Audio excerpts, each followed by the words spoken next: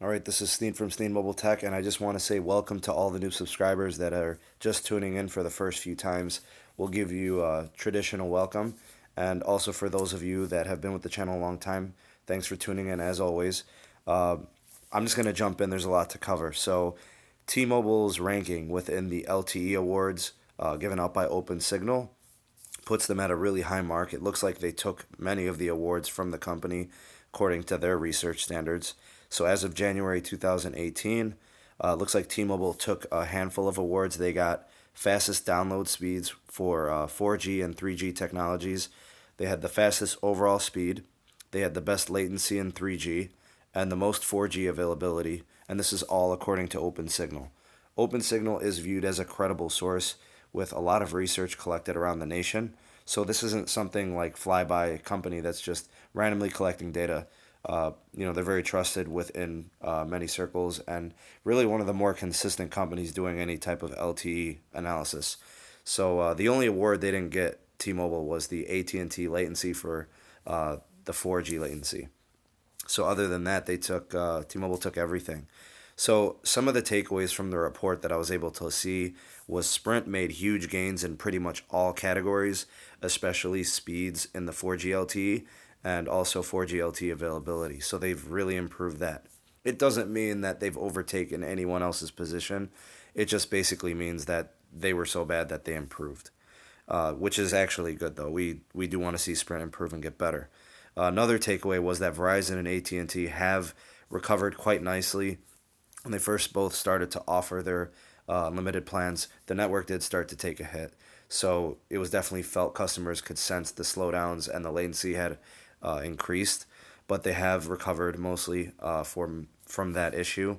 The only issue is that I can see is it hasn't been due to many upgrades. It's been more about adding the restrictions to the video resolution as as a basic solution to it. Now that solution is very temporary. We should see a lot of the new hardware and fiber optics that are being installed to kind of alleviate those issues. So we'll see what that brings in the future. And of course, the most important thing, the third takeaway, is that 4G LTE has basically become very prominent throughout the U.S. A lot of rural areas are now getting 4G LTE availability, places where it used to be only 3G service. So whether you have, Verizon, AT&T, Sprint, or T-Mobile, there's a lot more 4G available in even the rural areas. So it's good to see that coverage improving. So I'm going to take some more tidbits. This is just an extension of the video. It has nothing to do with OpenSignal's testing, but I think they're just things to highlight for each of the big four companies moving forward in 2018. So T-Mobile's big thing right now is moving towards uh, its ranks within customer service. Really, their customer service has been a catalyst to taking customers away from Sprint and other big carriers like AT&T and Verizon. Specifically, I think AT&T. So they are ranked number one in customer service by JD Power rankings. Verizon's got this huge $17 billion tax reduction coming up, so they've got all this money that they can spend. A lot of analysts are expecting a huge investment in fiber, a lot of hardware installs, 5G investment. They're going to have tons of increase in CapEx. They could potentially be looking to make an acquisition or two, also some share buybacks from stockholders. This means that their outlook is very positive. They've also deferred $48 billion in tax revenue. So they have a lot of potential of what they can do in the near future in terms of spending.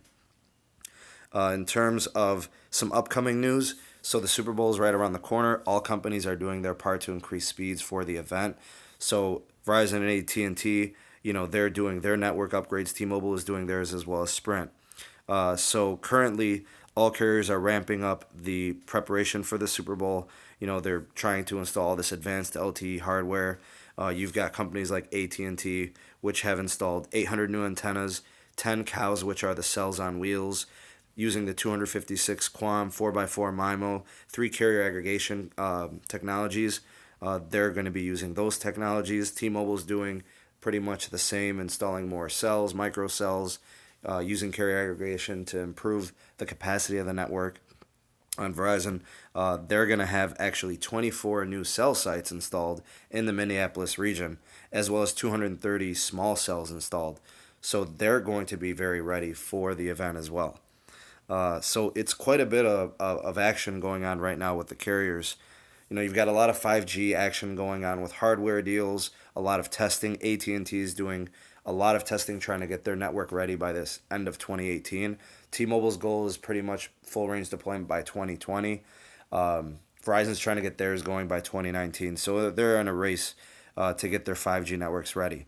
Now, this is a lot of news to synthesize. There's a lot going on, but in the comment section below, just chime in on any of the topics I covered, whether it's the open signal results, whether it's the technologies being utilized at the Super Bowl, or just any of the major trends in amongst all the four major carriers. I just want to hear what you guys' thoughts and opinions on this in the near future for these carriers. There is a lot going on there, so a lot to talk about. Thank you guys for your patience. I know I covered a lot, so I know I'm a little long-winded today, but I do want to hear your opinions on this. So let me know what's going on with you guys and your thoughts in the comment section below. Thank you guys for watching. Always appreciated. Please rate the video, subscribe to the channel if you haven't done so already. This is Sneed from Sneed Mobile Tech, and I will see you on the next one. Peace.